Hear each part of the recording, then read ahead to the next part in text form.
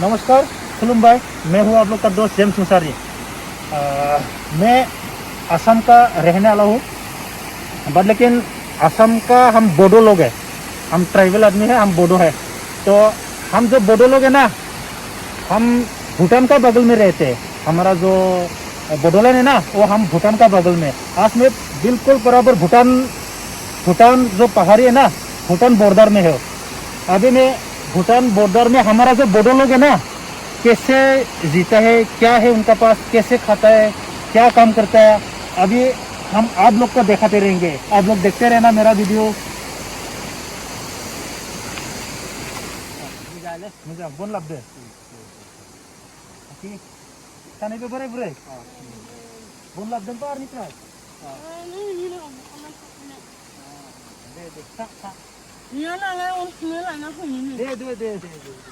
हाँ ये दे ये बुद्ध भाई ini dia kalau mana lungo itu lungon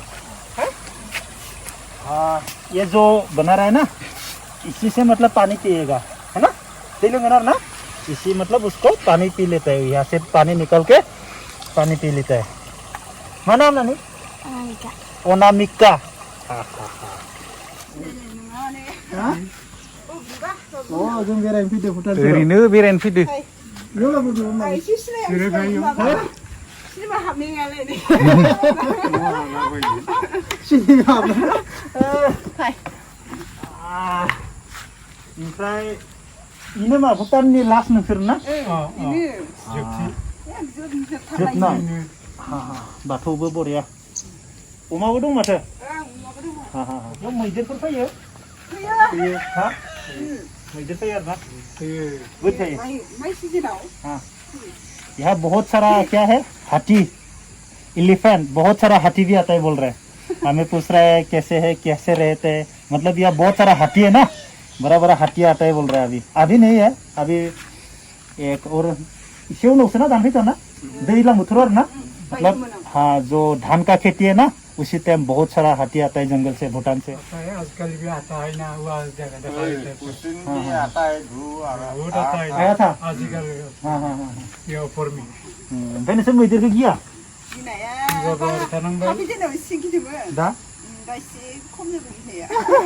मतलब जब पहला आता था हाथी को बहुत डरता था बोल रहे हैं, अभी हाथी आने से भी ज्यादा नहीं डरता है बोल रहे हैं बहुत चिंता खालामना मोजां मावना जा न मावना जा शांति था न, हम क्या कर सकते हैं, तो अच्छा से काम करो खाओ, है ना।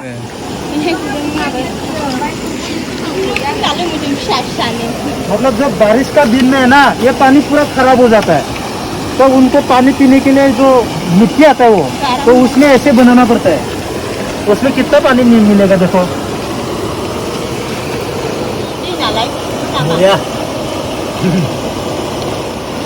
ये हमारा गांव वाला का समस्या है। ये देखो मेरा साथ वो लोग कितना मतलब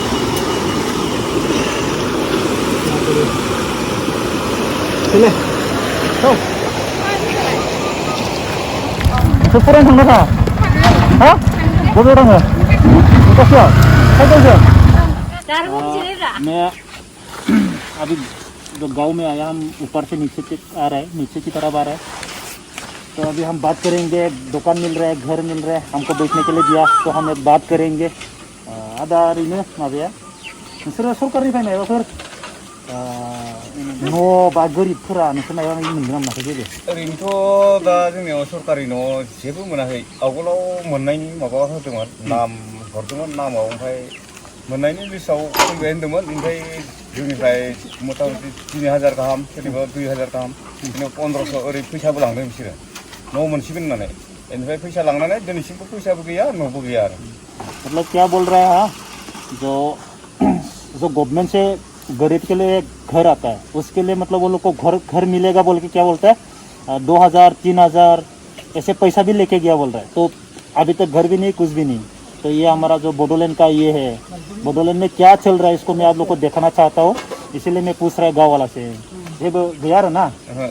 भाई बच्चा लोग के लिए जो स्कूल जाना रास्ता लामाफोरा गैया लामाफ्राबो दा इफोरनो हाब्रु दैब्रु अखा हाबा जेबो मोजां लामा नङा अखा हाबा थांनो हाया गथ'फ्रा कोई रास्ता नहीं कुछ भी नहीं बोल रहा है उसका बाद क्या है जो इलेक्शन टाइम वो फाइ मीटिंग बनाने के आते हैं ना इलेक्शन टाइमावथ' जोंखौ माने ओरैबायदि बुङो एखेबारे मानसिखौ इनिफ्राय एखे गोदै गोदै बुङो फुस्लायो ओमफ्राय जोंबो बहुद नाजायो नाजानानै जै देरहाबाय दिनै जोङो मोनसे माबा खुलिदोंमोन एनजिअनि माबा मोनसे खुलिदोंमन एनजिअ खुलिनायाव दा दिनै जोंनियाव फिसा फिसौ कालभार होगोन होनदोंमोन बेबो गैया मथामथि दा जोंनियाव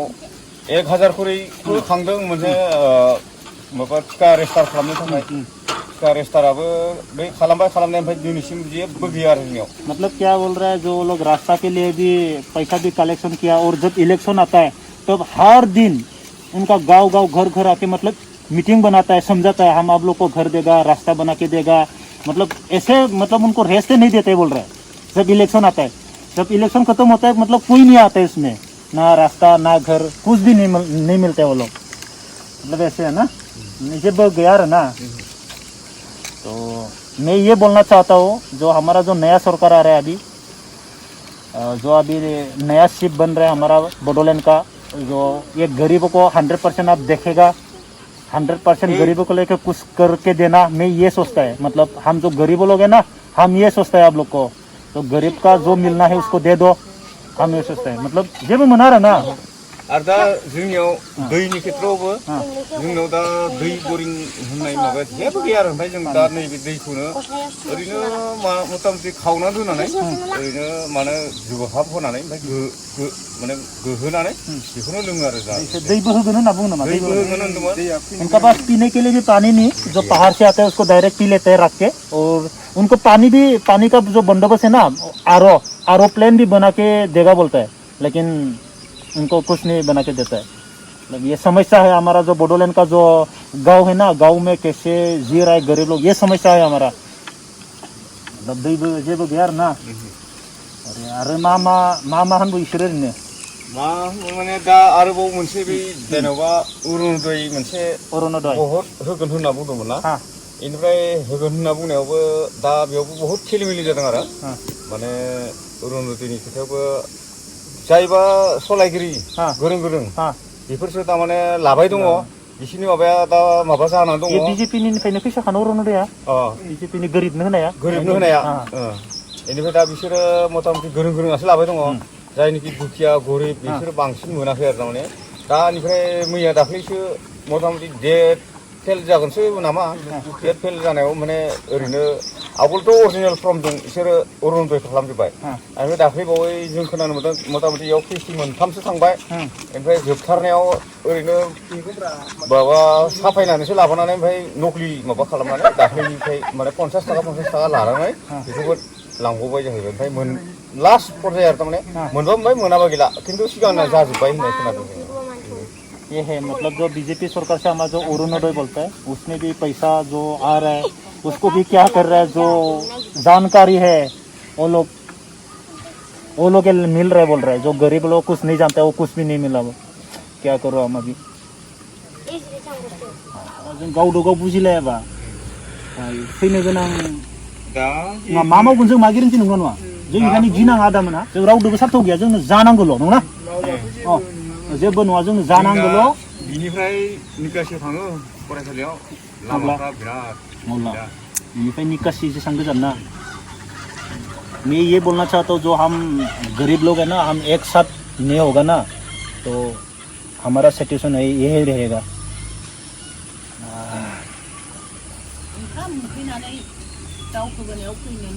हायाथ' आरो जाखा दानो फैसाखौ जों होगोन नोंसोरलाय नोंसोरबो जादो फरायदो मा बुंदो दे नोंसोर स्कुलाव थांदो फरायोना नोंसोरो स्कुलाव थांदो फरायदो बेसेबां जाखो फैसा आदा जेमसो माथो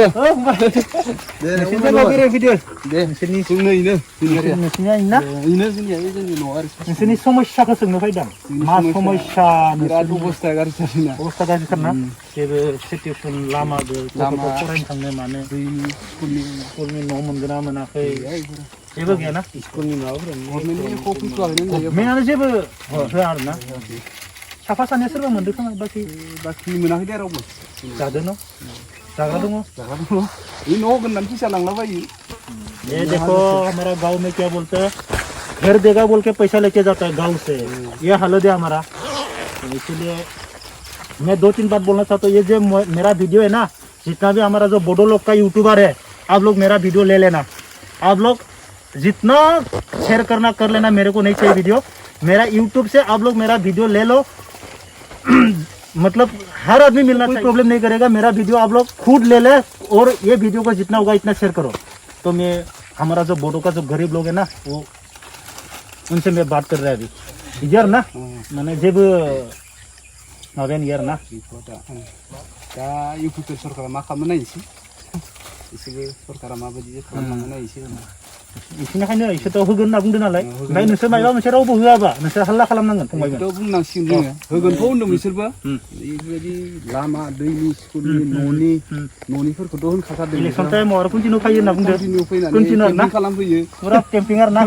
इलेक्शन टाइम में क्या बोल रहे हैं बच्चा लोग क्या बोल रहे हैं इलेक्शन टाइम में डेली कैंपिंग है चलते हुआ लेकिन इलेक्शन खत्म होने का किसी का शक्ल भी नहीं देखता है सब चलेगा सेंसना जादों खोमा लामाया जादों ओमफ्राय दा लकडाउन जादों माबादों ओके हो जाएगा हम क्या हम डरना नहीं किसी को हाँ हम किसी को डरना ही नहीं हम जो गरीब है ना हम एक साथ होना पड़ेगा तब मतलब कुछ काम होगा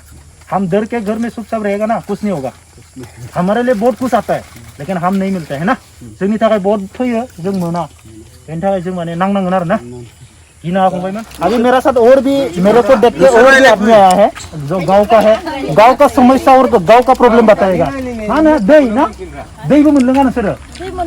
मतलब बारिश का दिन में पानी नहीं मिलता है बोल रहा है पीने के लिए तो देखो हमारा गवर्नमेंट क्या कर रहा है क्या करके देगा हमारा सरकार दै आनो मोनला आरो दैलां बोथोराव ना एक ड्राम मतलब 10 लीटर का पानी लेने के लिए 1-2 घंटा पानी चाहिए बोल तो देखो हमारा मतलब ये बोडो का सिचुएशन है जो गरीब जो बोडो लोग का है ना ये हमारा बोडो का सिचुएशन क्या बोल रहा है पानी नहीं है पानी